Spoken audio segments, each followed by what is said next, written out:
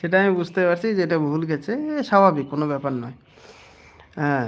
আচ্ছা আপু, যেটা বলছিলাম, এখানে যে প্রিয়া বিশ্বাস যিনি আছে বৌদি, হ্যাঁ যথেষ্ট, উনি রান্নার মানে ভালো ভালো ভিডিও উনি আপলোড করে, ভালো লাগে। আপনি ওনার সাথে জয়েন করতে পারেন। বৌদি তুমি আছো যদি কমেন্ট করো।